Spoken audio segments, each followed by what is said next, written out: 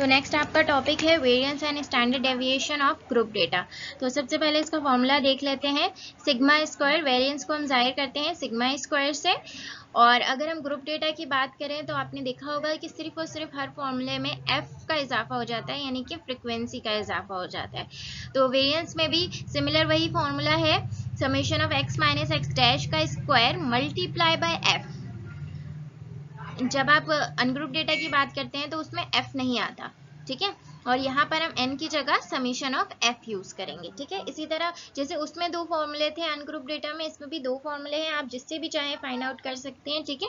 मैंने आपको सिर्फ एक ही फॉर्मूला से यहाँ पर निकालना सिखाया है, आप जो भी चाहें जिससे आपको बेटर लगे आप कर सकते हैं, okay. Find the variance and standard deviation of the given data. हमारे पास एक डेटा दिया हुआ है और हमें वेरिएंस और स्टैंडर्ड डेविएशन फाइंड आउट करना है। यू वेरी वेल नो कि इस वेरिएंस से हम स्टैंडर्ड डेविएशन कैसे फाइंड आउट कर सकते हैं। Under root of variance is called standard deviation. जो भी वेरिएंस हमारे पास आएगा उसका हम रूट फाइंड आउट कर लेंगे तो वो क्या हो जाएगा, स्टैंडर्ड डेविएशन, ठीक है। तो सबसे पहले हमारे पास ये डेटा गिवन है। अगर हम इस फॉर्मूले को यूज करना चाहते हैं तो सबसे पहले हमें क्या फाइंड आउट करना पड़ेगा, मीन। तो मीन फाइंड आउट करने का क्या फॉर्मूला होता है, आप बहुत अच्छे से जानते हैं कि मीन फाइंड आउट करने का क्या फॉर्मूला होता है। Mean is equals to summation of F X divide by summation of F, यही फॉर्मूला होता है, ठीक है। तो मैंने क्या किया, क्योंकि एफ एंड एक्स, एक्स का मतलब क्या होता है यहाँ पर, मिड पॉइंट, ओके। और f का मतलब होता है फ्रीक्वेंसी। तो सबसे आसान तरीका होता है कि हम टेबल बना लें। तो मैंने एक टेबल बना लिया। टेबल में हम सबसे पहले निकालेंगे मिड पॉइंट। इसमें हमें क्लास बाउंड्री की ज़रूरत नहीं पड़ेगी, वेरिएंस में हमें क्लास बाउंड्री की ज़रूरत नहीं होती, इसलिए हम डायरेक्टली भी क्लास इंटरवल से भी मिड पॉइंट निकाल सकते हैं। तो वो हम कैसे निकाल सकते हैं, जैसे कि यहाँ पे गिवन है 10 to 14। 10 to 14 इसका मतलब यहाँ पे कितने नंबर्स हैं, ये मैं निकालना सिखा रही हूँ कि आप इंटरवल से कैसे निकाल सकते हैं। तो 10 पहला नंबर है इसमें 10, दूसरा नंबर है इसमें 11, तीसरा नंबर है इसमें 12, चौथा है इसमें 13 और लास्ट है इसमें 14, ठीक है। लास्ट है इसमें 14, इसमें 5 नंबर्स हैं। तो इनमें से मिडिल नंबर कौन सा है, मिडिल नंबर है इसमें से 12, ठीक है। तो यही हो गया आपका मिड पॉइंट, ठीक है। अगर आप इंटरवल में से निकालना चाहें तो आप डायरेक्टली इस तरह से भी निकाल सकते हैं, जैसे 10 to 14 है तो इसका मिडिल नंबर हो गया 12। अब मैं 15 में से निकालती हूँ, तो पहला नंबर है 15, दूसरा नंबर क्या हो जाएगा 16, तीसरा नंबर क्या हो जाएगा 17, चौथा क्या हो जाएगा 18, फिर लास्ट क्या हो जाएगा 19। तो इनमें से जो मिडिल नंबर है वो कौन सा है, 17।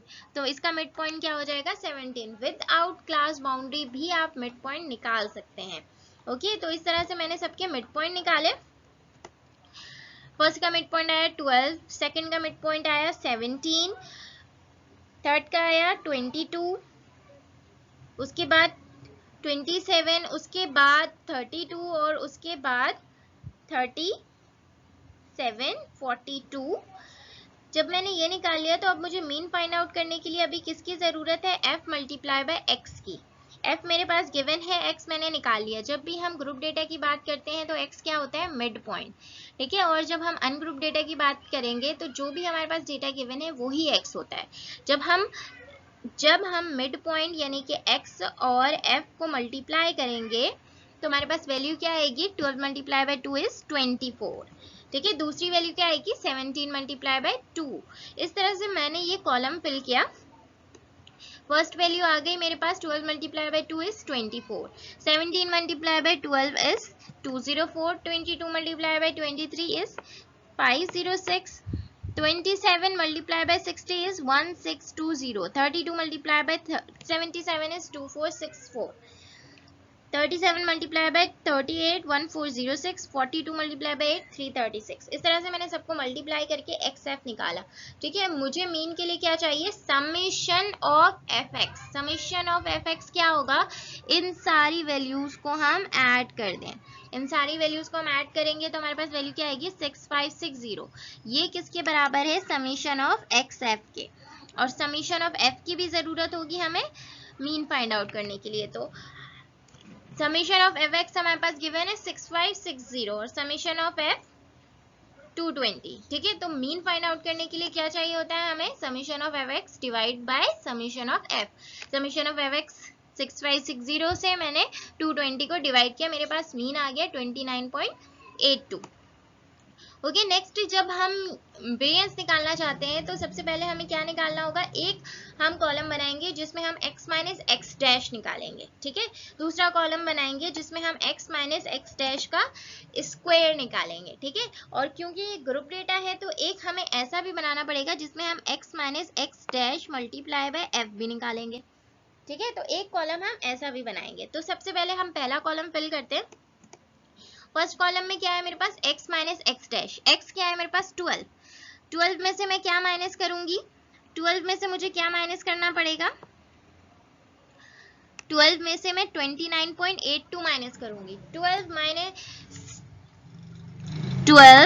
माइनस 29.82, 29.82 वैल्यू क्या आएगी हमारे पास, ऑब्वियसली 82 राइट,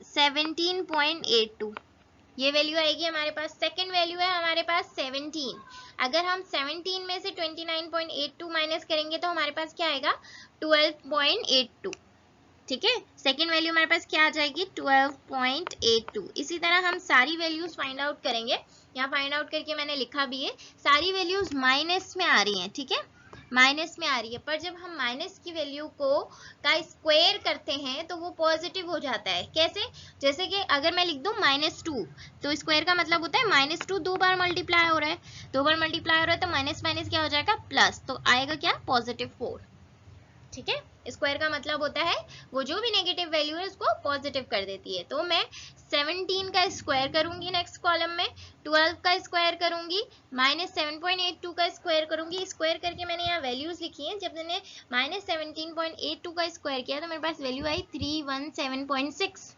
सेकेंड मैंने -12.82 का स्क्वायर किया तो मेरे पास वैल्यू आई 164.4।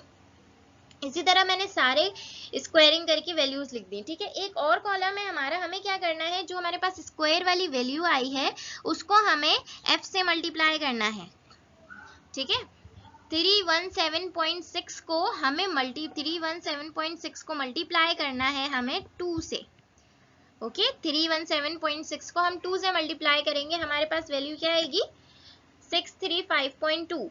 सेकेंड हम 164.4 को मल्टीप्लाई करेंगे किससे, फ्रीक्वेंसी से यानी 12 से, तो हमारे पास वैल्यू क्या आएगी 19.78। थर्ड वैल्यू के लिए क्या करेंगे 61.2 को मल्टीप्लाई करेंगे 23 से, 8.0 को मल्टीप्लाई करेंगे 60 से, 4.8 को मल्टीप्लाई करेंगे 77 से। इसी तरह हम वैल्यूज निकालते जाएंगे। जब हमारे पास ये सारी वैल्यूज आ जाएंगी तो हम क्या करेंगे, इसका समेशन फाइंड आउट करेंगे, क्योंकि वेरिएंस का फॉर्मूला क्या कहता है कि हमें समेशन किसका फाइंड आउट करना है, x माइनस एक्स डैश के स्क्वायर मल्टीप्लाई बाय f का, ठीक है। तो हमें समेशन किसका फाइंड आउट करना है, इस वाले कॉलम का, इस वाले कॉलम का हम समेशन फाइंड आउट करेंगे। तो हम ये वैल्यू ले जाकर डायरेक्ट वेरिएंस के फॉर्मूले में रख सकते हैं। तो हमने जब इस सबको ऐड किया तो हमारे पास क्या वैल्यू आई 8013.2, ठीक है, 8013.2। अकॉर्डिंग टू दिस फॉर्मूला हम क्या करेंगे 8013.2 को डिवाइड करेंगे समेशन ऑफ f से। समेशन ऑफ क्या f है 220, 8013.2 को 220 से डिवाइड करेंगे, जैसे कि मैंने यहाँ पे लिखा भी है कि 80132 को हम 220 से डिवाइड करेंगे। तो हमारे पास सिग्मा स्क्वायर की वैल्यू क्या आएगी 30.42।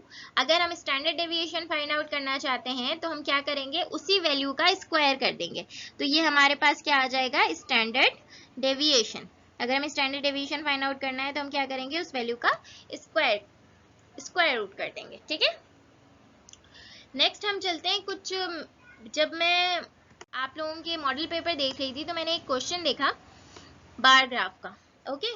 बार ग्राफ 2, 3, 4 डेटा पे भी बन सकता है, ठीक है। तो मैं इसे सिर्फ आपको अंडरस्टैंड करवाना चाह रही हूँ, इसलिए मैंने इसको यहाँ पे इंक्लूड किया है। लाइक अगर आपके पास इस तरह का बार ग्राफ मौजूद है तो आपको पढ़ना कैसे है इसे। तो सबसे पहले तो इस बार ग्राफ में जो चीजें गिवन है वो आप पढ़ लें। क्या गिवन है? Number of boys and girls in sport of 10th class. ये नंबर ऑफ बॉयज यानी कि कितने बॉयज और कितने गर्ल्स ने स्पोर्ट्स में खेला है, ठीक है, 10th क्लास के। 2016 में बॉयज किससे जाहिर कर रहे हैं हम? ब्लू कलर से, ठीक है, और गर्ल्स को हम किससे जाहिर कर रहे हैं? ब्राउन कलर से, ठीक है। तो बॉयज 2016 में कितने बॉयज ने खेला है? 13, और गर्ल्स ने कितने खेला है? 15 गर्ल्स ने खेला है। इसी तरह आप दूसरे डेटा को भी पढ़ेंगे। 2017 में बॉयज ने कितना खेला है? अकॉर्डिंगली 32, ठीक है, एंड 2017 में गर्ल्स ने कितना खेला है? अकॉर्डिंगली मुझे लग रहा है ये 13, ठीक है। इसी तरह 2018 में कितने बॉयज और कितने गर्ल्स ने खेला है? तो बॉयज ने खेला है 25 बॉयज ने खेला है एंड 35 गर्ल्स ने खेला है, ठीक है। इस तरह से हम इसे पढ़ते हैं।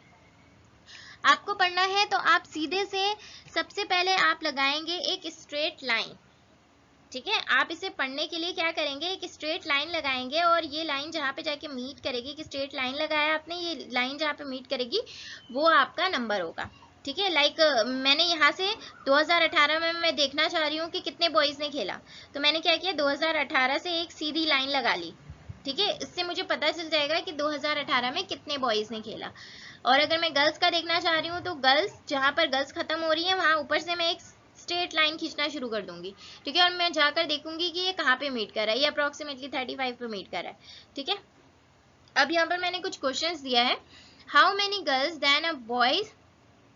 Then boys played sport in 2018। 2018 में कितनी ज्यादा गर्ल्स ने एज कंपेयर टू बॉयज खेला है, ठीक है। तो आप सबसे पहले जाएंगे 2018 वाले डेटा पे, ठीक है। 2018 वाला डेटा किधर है? यहाँ पर आप जाएंगे, यहाँ पर, ठीक है।